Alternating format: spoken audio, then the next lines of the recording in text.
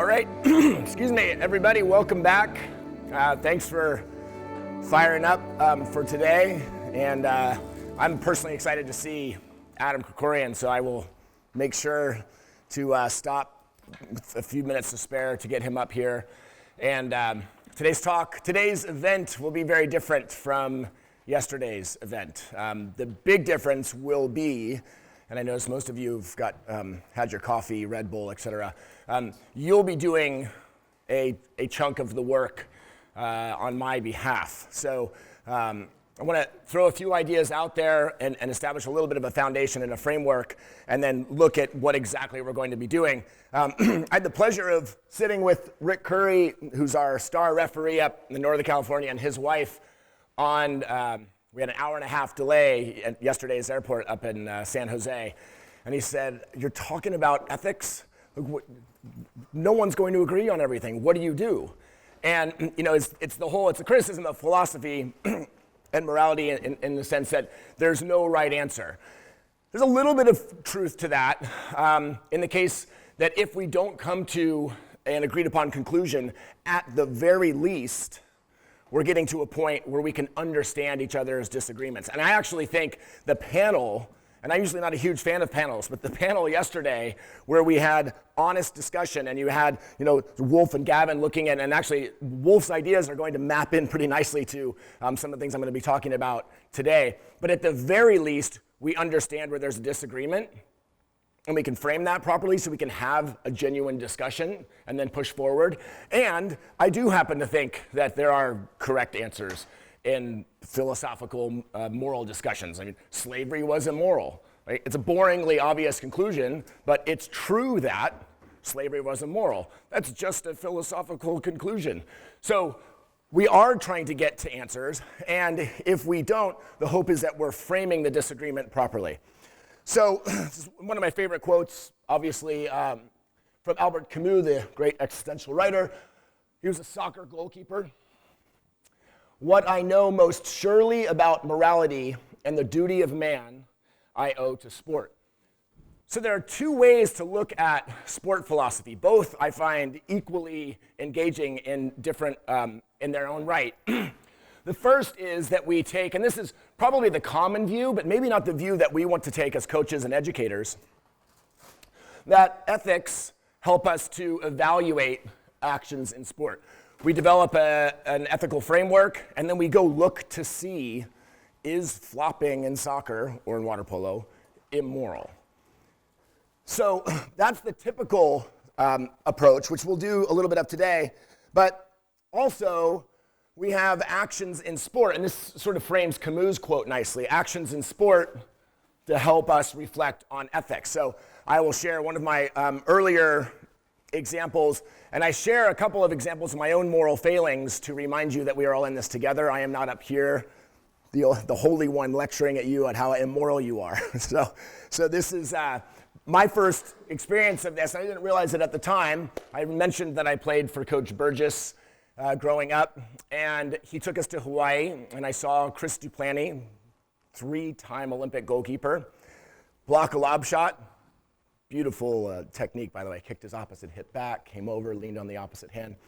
And as he was blocking it, said, "Get that stuff out of here." The quote has been altered a bit. "Get that stuff out of here." I thought, wow, that was cool. Like in the middle of making this great save, he's heckling the shooter. Like, whoa.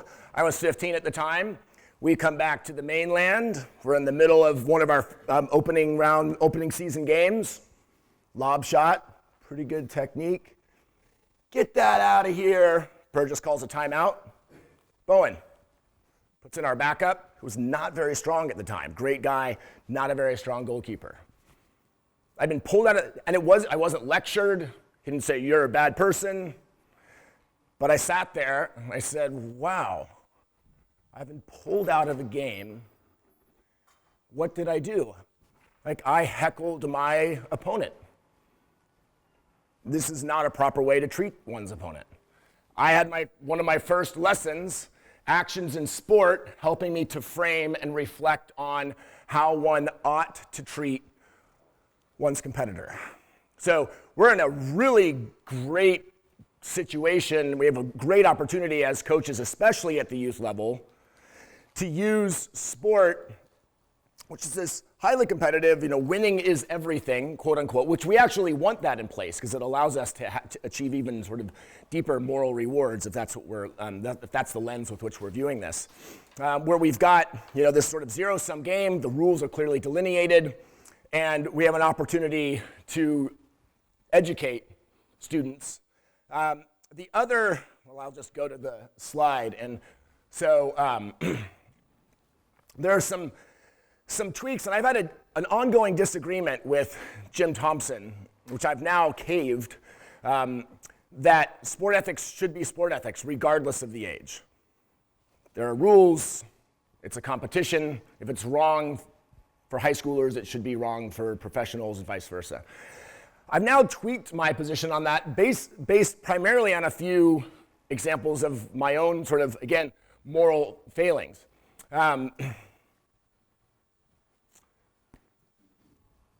I write a blog for Santa Clara's Institute of Sports Law and Ethics. And I started the blog, again, from a place of humility, such as to say, we're in this together. And some people said, wait a minute, you started your sport ethics blog by saying, here's an example where you, the expert, didn't behave ethically? That's a bad start to a sport ethics blog. Here's the example. Playing against Miramani High School, it's one of the top teams in the country, top teams in Northern California. And our player was pressing their player. Their player made a very aggressive move. In making the move, his head went underwater. The referee called an offensive foul. Now, I happened to be standing. It was on our defensive end. I happened to be standing right here. And Alex, my teammate, was guarding the Miramani player here. I could see that because the Miramani player with the ball had gone underwater, he heard what he assumed was a regular foul. Because he came up, he looked at the referee, there was a foul, he was looking to make a pass. So I said to Alex, for the sole benefit of the young Miramani player, Alex, it's his free throw, back up. His free throw, his free throw.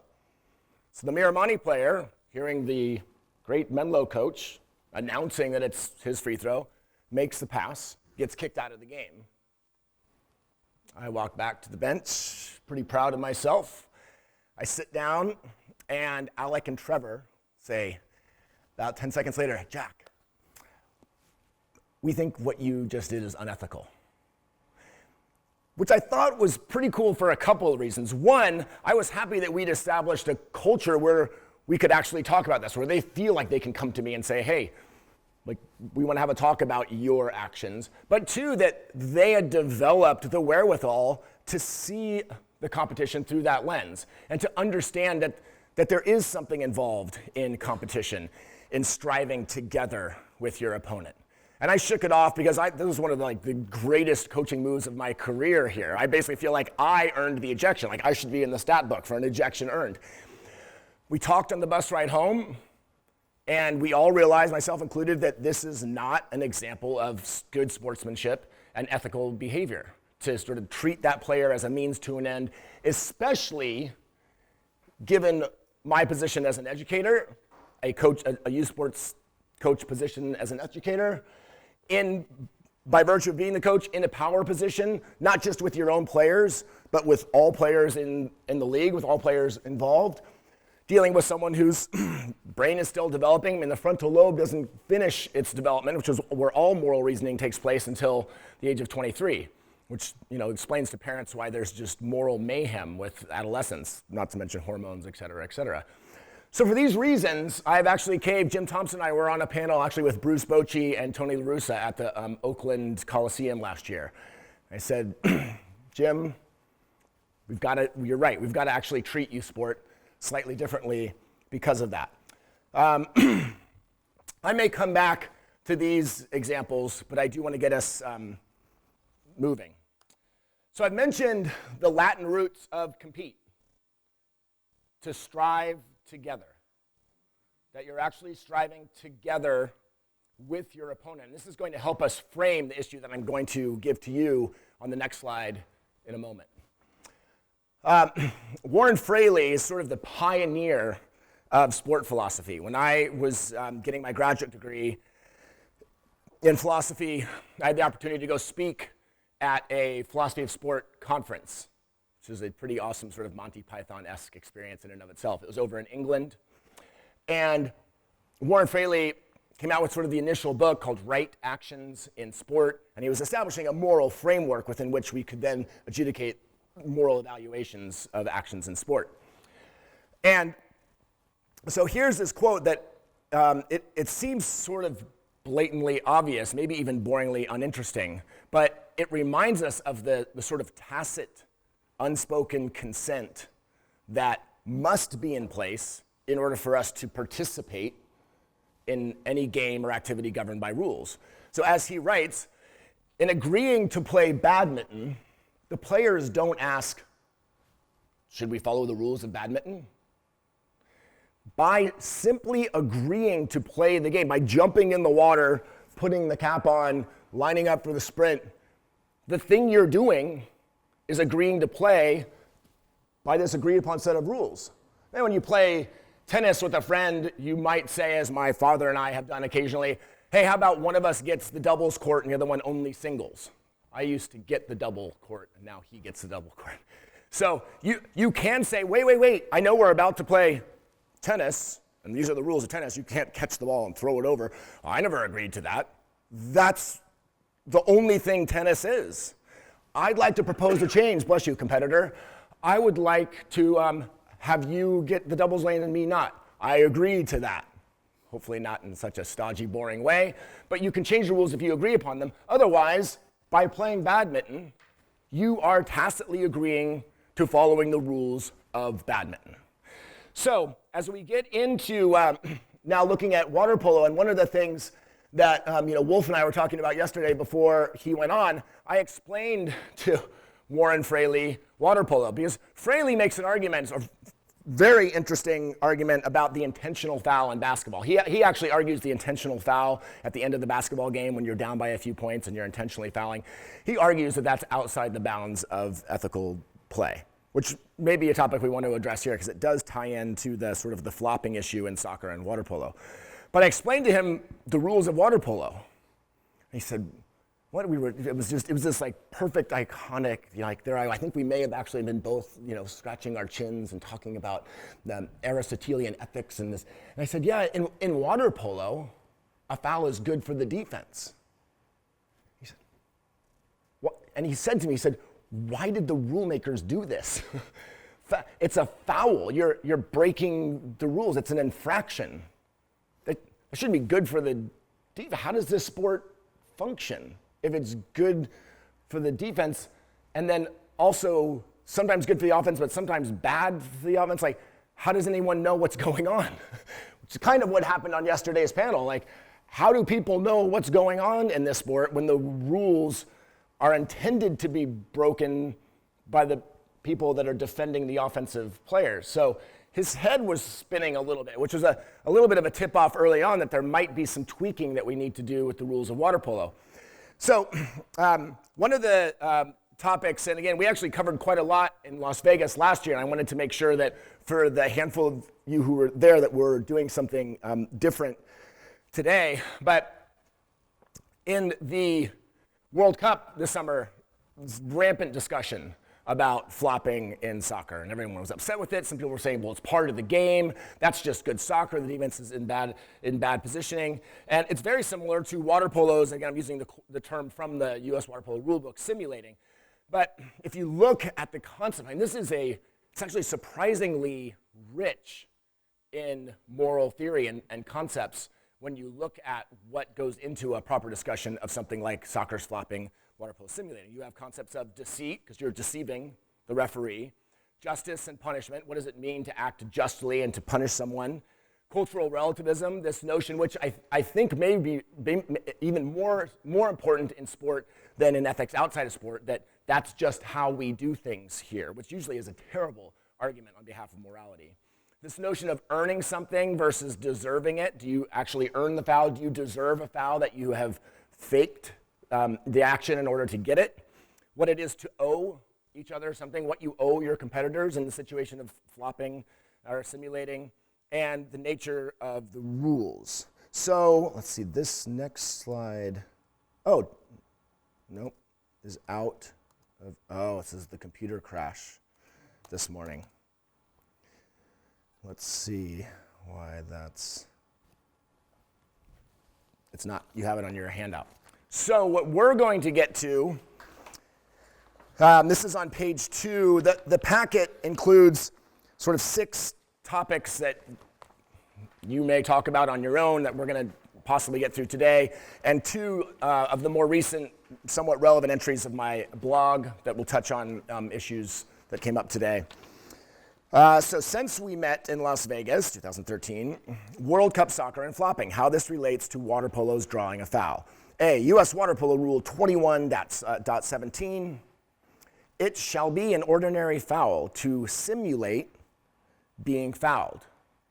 So this is the offensive player to simulate, akin to soccer's flopping, being fouled. Note, simulation means an action taken, this is not my words, this is from the rule book. An action taken by a player with the apparent intent of causing a referee to award a foul incorrectly against an opposing player. A referee may issue a yellow card against a team for repeatedly drawing a foul, simulation, and may apply Water Polo 21.13, persistent fouling, to be guilty of misconduct to sanction offending players. Now, pretty well entrenched in water polo is drawing, to draw a foul, right? Is feigning being fouled, whether you're countering and you're feigning a pullback, whether you're turning and releasing the ball, right? And ducking underwater while you're being pressed to draw or simulate a foul. So some of the things to consider, and then I'm just going to have you guys go in your pairs. Simulating being fouled, akin to, and if the analogy with soccer's flopping helps, we can use that. By definition, deceives the referee. That's actually what you're doing. So one of the questions we're asking is it unethical to deceive the referee? It provides the offensive player an undeserved or unearned advantage. Does it? If you're feigning a foul, is it undeserved and unearned? And if so, is that unethical? And it punishes the defensive player for something undeserved. Is the defensive player being punished for something that they don't deserve because you've faked being fouled and they've now been penalized for it? Counter arguments, is the culture of sport relevant here? Is it enough to say that's just how we do things in this culture? To successfully deceive the referee is to earn something. So again, the question of what's the moral status of deceiving the referee. For the defensive player to be in a situation or position in which this can occur is to be in bad defensive position, and thus the defensive player does deserve to be penalized even though he didn't actually cause the infraction. So there's your springboard in pairs, or if you're more inclined, you can turn and go in groups of 4.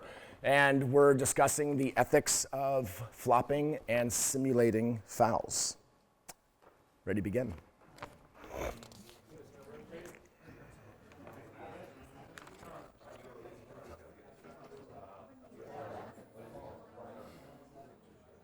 Nice.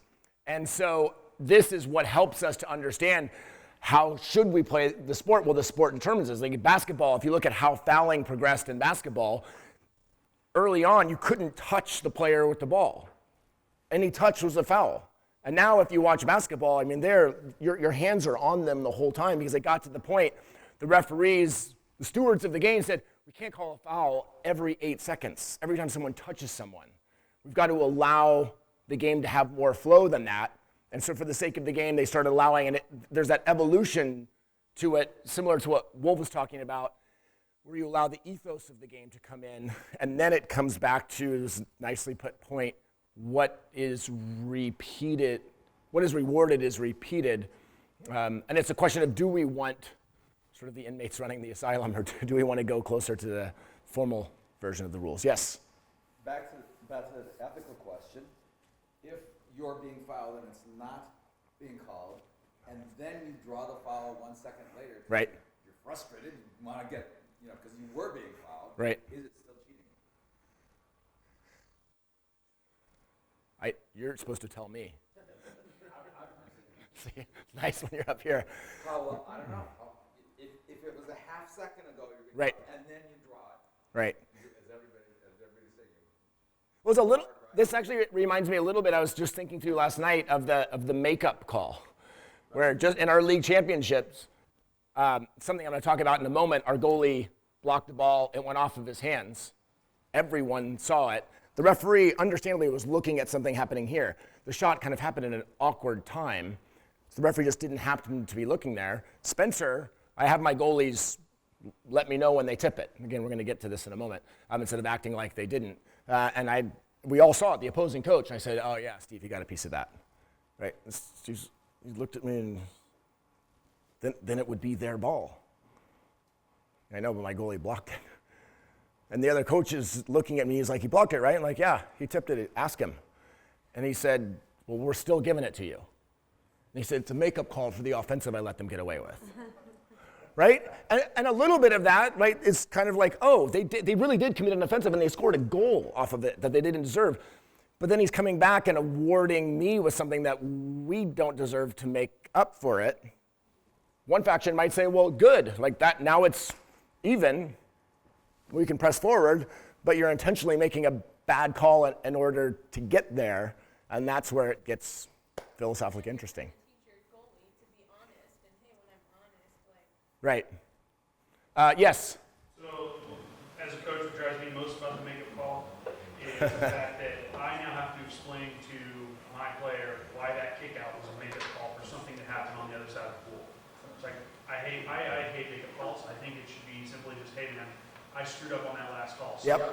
something as simple as that. And you realize, all right, there's nothing you can do about it. At least he owned up to it, and he's going to call it straight and we're moving forward. Yep. But when you give a makeup call, I now have to explain why good defense was rewarded to the offense because of something that happened on the other side. So this whole, retributive justice is not worth the player saying, wait a minute. I already don't understand how calls are being made. Yeah, that's a nice point. Yes. Well, going on the culture, I think it's evident, like you can see new players, they come in and they'll play a game, like say against more experienced players, and I'll get like new girls or new boys coming out and like, that bee grabbed my suit, like, she's grabbing me, blah, blah, blah. And then you as a coach, you have to say, it's water polo, that happens, you gotta expect that. And then by the time they're, varsity players and they've been playing, it's the norm. So I mean, it's totally different. Like new players come in, they see it as dirty, and then as That's nice. Well, I have something to say to that too. What I tell my players, and they're like, "It's grabbing me," and I was like, "Well, take the compliment because that's her telling you that she's not good enough to guard you. So just swim." That's what I tell my girls because I don't like coaching suit grabbing. I think it slows down the game. I think it makes women's water polo way less interesting to watch. I think even just the clips yesterday, it's been a long time since I've seen like a good guy water polo game because we don't have a guy water polo team at our university. And I was like, man, it just looks cleaner because there's less to grab.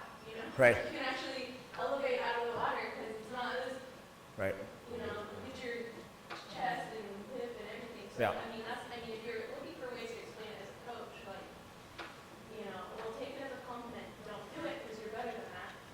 Take it as a compliment and move on. Yeah, it's nice.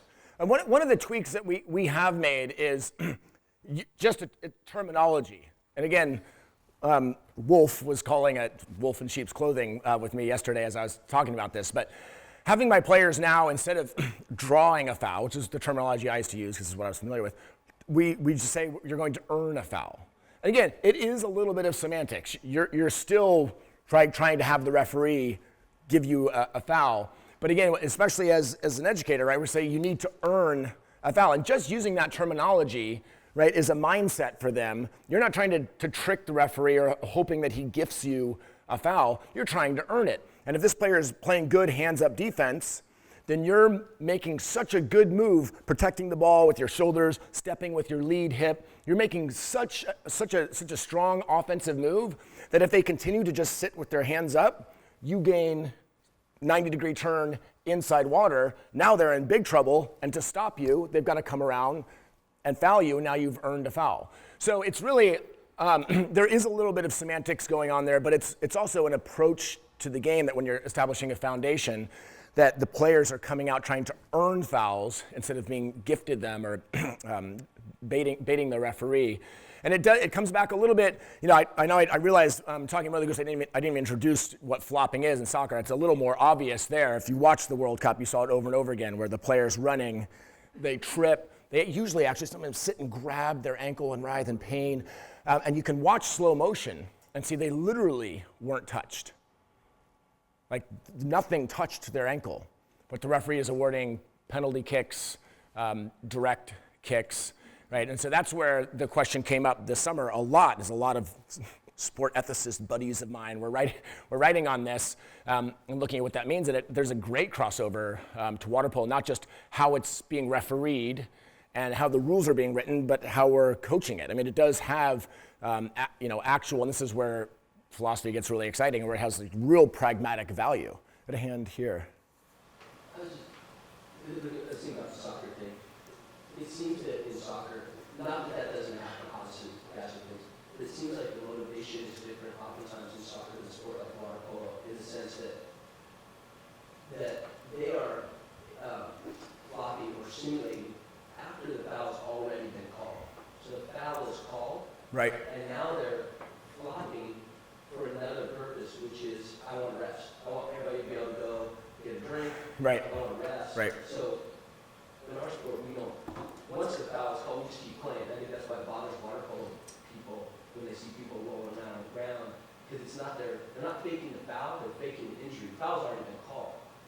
And I think that in water polo, a lot of our simulation, I think we have two different things. One is, I would view one ethical issue, which I think would be unethical, is if the foul didn't take place at all and you're faking it, which is different than if you're on a counterattack and somebody grabs your leg and you're Yes. exaggerating it.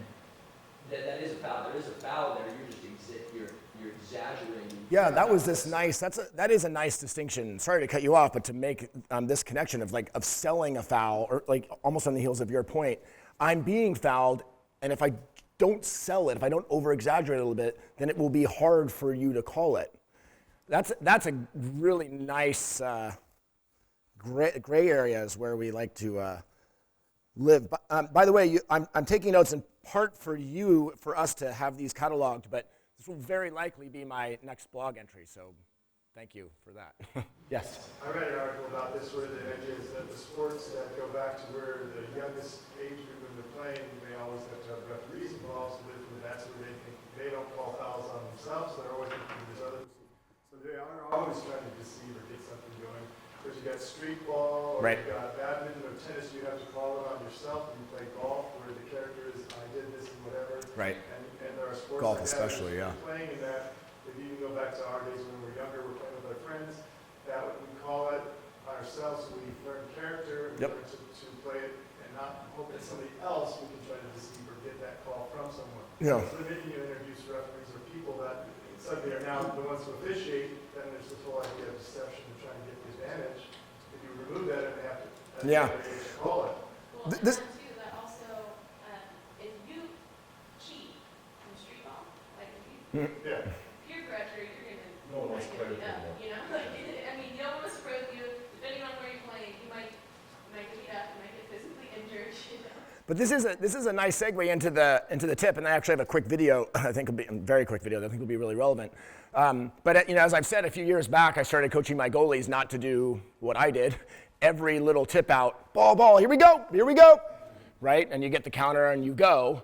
You're deceiving the referee. You're saying with your language, with your body language, I didn't touch the ball.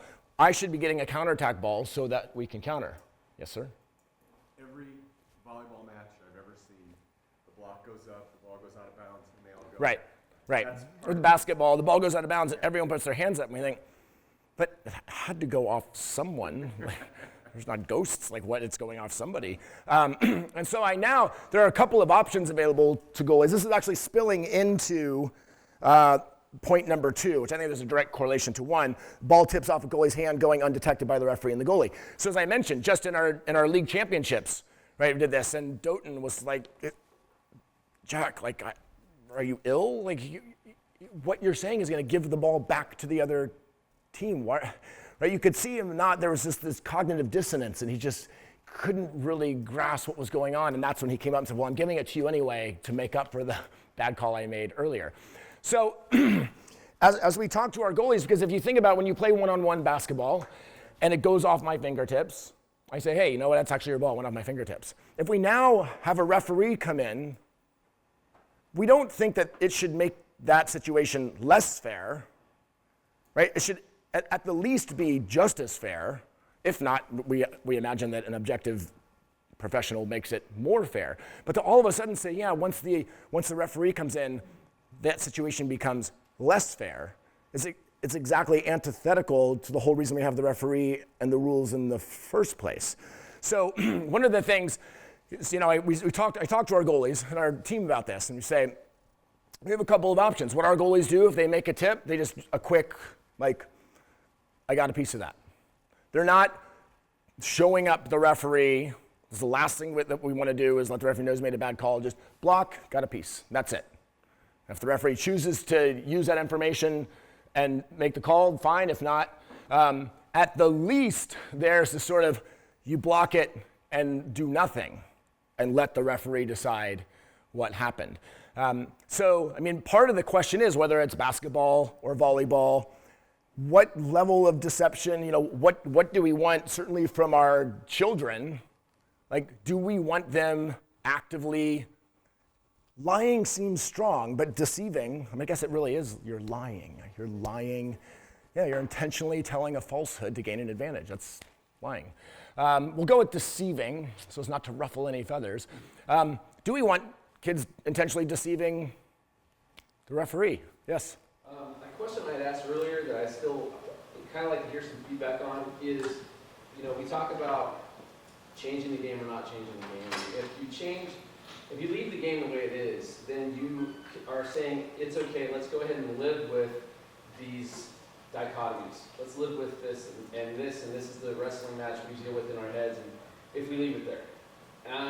If we remove it and we say, okay, we're getting rid of this. We're not going to have this drawing the foul dichotomy thing. It's not going to happen. We're going to remove it. You know, one of the things that I was thinking of, and high school ball is different than college ball. It seems to be, it escalates a lot quicker as far as violence goes. And anyhow, what I find interesting is that if we get rid of it, then what are we left with? Because right now, and I'm just speaking from a high school perspective, you're going to have this.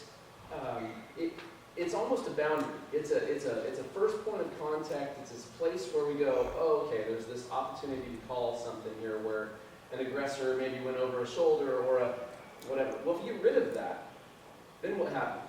Because now you're looking at, in order for there to be a real foul, the aggressor has to really swim over the top of somebody or whatever. Now, and I'm making a statement, but it's really more of a question. Right. What do you have if you remove that? So this seems directly tied in, maybe even more with like yesterday's panel than this, because here we're looking at like how ought I to behave, like should I deceive the referee or should I not? It doesn't sound like you're asking, should simulating a foul really be an offensive foul? Doesn't sound like you're asking that. You're not really asking a question. You're asking a tremendously interesting, relevant question. It just seems like we're going back and forth, and to me that it begs the question that I am asking, which is we hate the dichotomy, but we. What's when you say the dichotomy? What is the? Well, this whole concept of do we teach our kids not to foul, or do we teach our kids to foul cleverly? It seems like that's the back and forth that we're going through. Yeah, I don't get the sense that we have any ethical issue with fouling, right? I mean, you're swimming up and you reach for the ball and you knock the arm and you foul, they get a free throw, you back off. You don't see this back and forth. You don't see the two-sided thing that we're talking about here. I may not, but I sometimes miss things. We just went from this ethical Yeah. conversation. Should we deceive the referee? Yeah. Yeah. And then you have the relationship of the coach to the player. Right? And I think that's my biggest concern is, I want to make sure that the kids are playing ethically. And I don't, this is the discussion. I'm hoping for more concept on that. Yep. Somebody made it. So I think it goes to what you said a little earlier, with what Wolf said yesterday, is get up, make that quarter turn, and the only thing he has to do is to actually turn around and foul you because you beat him. Therefore, you're not deceiving, you're actually working and earning for that foul. So when you get it, you're not lying, you're not cheating. Right. And as a defender, you're doing that because if you don't, you're screwed, Right. for lack of a better word. And Yeah. therefore, all it is you hustling to make a good play, and then the defender realizes who's beat. Right. And I agree with that. I'm with that. It just seemed like at some point yesterday and today we were taking it to another level, going, do we want it or not? And it sounds like we're living with that and trying to make the best. Yeah, I do. So there's a nice kernel in this point that we're trying to determine what is ethical play, and then can we map our rules onto that. Actually, this is a really nice tie-in, if this is where you're headed, with the what's repeated is rewarded. So it is nice. That's great. I love breakthroughs like this. So we've got, wow, this is what we want from the sport. This is the ethical way. This is the good way to play the sport. Let's reward that so it's not just good for the sport, but it actually allows that sort of education to happen within the sport. It's actually really nice. One more thing in addition to that. Absolutely. The only thing you said is, okay, well, if I'm an offensive player and the consequence for the defense for me flopping is just a foul, which has no consequence really to a defender. If I change the consequence and now I only have 5 personal fouls to give a game, like it was mentioned of yesterday. Yep. Now, my actions as an offensive aggressor flopping, that's really hurting the defense. So if we do a rule change, then the majority of people who would be so divided on this topic would say, well, if the punishment is this, then it changes everything, which, I mean, some people would argue the punishment shouldn't change whether it's right or wrong. But, Yep. I mean, you That's- can probably come to a consensus a lot. Yeah. These are little minor breakthroughs that are pretty big deals for philosophers, so glad you could all be here for it. This video actually captures both flopping and the ball off the hand, ball off the foot, and kind of pay attention to how you feel about these two players as they go through this, because it's in the category of morally praiseworthy. I don't know if you can see it tremendously.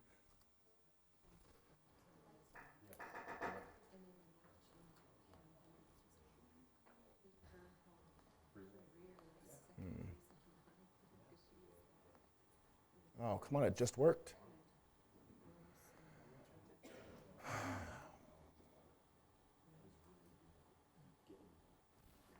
What you'll hopefully see here in a moment, it was just playing, is this player is tripped. It's going to do the weird loading thing. Inside the box. Well, I'm not going to waste your time. Maybe it'll come on. It's a professional soccer player, big game, is awarded a penalty shot. And soccer is a very big deal. Is awarded a penalty shot, and the defender, does this, and the offensive player gets up and just goes to the referee, and you see him say, We hear later he says, the referee says he said he wasn't tripped and his conscience couldn't handle taking a call like that. So he goes up to the referee, and the referee kind of goes and turns around, and when you watch it in slow motion, he actually didn't fake that he was tripped. He was running, his foot caught a tuft of grass, and he tripped. So it's not like he was faking it at the time and then came back and said, I shouldn't have done that. It actually really looked like he got tripped. His foot caught the grass. He was awarded a penalty shot and went to the referee and said, the defender didn't do anything wrong. I tripped myself. and therefore the other team gets the ball. And in the very same game, and you talk about creating a culture, and I think an error occurred. The commentators overlook this, but when you talk about creating a culture, in the very same game, ball goes off the offensive player's foot and out of bounds, but he's awarded a corner kick, again, a fairly big deal in soccer. And you see him turn to the referee and say, went off my foot. Points to award a goal kick for the other team. Somehow there was that competitive, striving together spirit. I think when you watch this and you really get that sense of sort of moral elation, that wow, that's not how it's done in that culture. That's the antithesis of how it's done in this culture. And these guys are doing the right thing for the sake of doing the right thing. And to Rick Curry's question to me yesterday when we were talking about the goalie tip thing, which he said would make his life infinitely easier. And he said, but don't you realize you're going to lose more games because of it? Which by definition you are. I mean, you're making a foundational decision. You're going to be dead in 100 years, and you're going to look back before that time and say, what was my foundation? Was I 900 wins and 200 losses and playing the game in a certain way, or was I 910 wins and only 190 losses and playing the game this way? It's a decision, right? Playing the game ethically, giving up a penalty kick in soccer, giving up a possession in water polo, will cause other teams to throw the ball in the rectangle more against you. The ball will end up in the floating rectangle more than it otherwise would. So it comes down to a foundational decision. We can go all the way back to Plato, who argues that good is good. This is like the most boringly obvious syllogism, and we want what's good, therefore we should strive for the good. But the other example that I would love to show, but I'm not really sure what's happened with the overhead here, is a softball player 2 years ago, Sarah Tucholsky, hit her first home run ever. It's her senior year, playing against Central Washington University. She hits a home run. Now here, and there's a couple of amazing things about this. She hits a home run. As she's rounding first base, tears her ACL. It's an aggressive rounding of first base, first home run of her career. Now, the rules of baseball explicitly state, after you perform this task of hitting this high-speed projectile over said designator, that's really the important thing about hitting a home run, you have to then go like this to get the points. She tore her ACL and she was in such pain she couldn't move. If anyone on your team, and the umpire made sure they knew this, if anyone on your team assists you in this home run is not counted. And if you substitute a player in, a pinch runner, it only counts as a single. And so what happens? 2 players on the opposing team come over and create a seat for her, and they put her foot on second, third, home. Now, this explicitly hurt their team. A run was scored against them. But when you look at the logic of it, right? We talk about morally praiseworthy examples. Like, this is it. That woman deserved a home run. She had earned a home run. And so the competitors in the striving together, if you take the roots of the word seriously, then helped her to achieve the thing that she'd earned. And that's a pretty, when your list of ranking goods in life, that's a pretty major good. And so my hope here, as I said, I hated to have to cut a conversation short because I feel like every single table was engaged in this and having this conversation. There are so many great examples, and there are many more just on this sheet. There are a lot on my blog, which is available to the public. There's so many great examples where we can get at these topics with our athletes. And I urge you to take advantage of them. It makes the game much more enriching and enjoyable. And so that's where I want to make sure I create space. If we have Any questions? I can go a couple of questions or follow-ups, but I also want to make sure we've got time to let Adam get up here and do his thing, which I'm kind of excited about. And I also want to thank my first moral philosophers that I ever encountered for being here. John and Judy Bowen have made the trek from Coronado. So Mom and Dad, thanks for being here. I have time for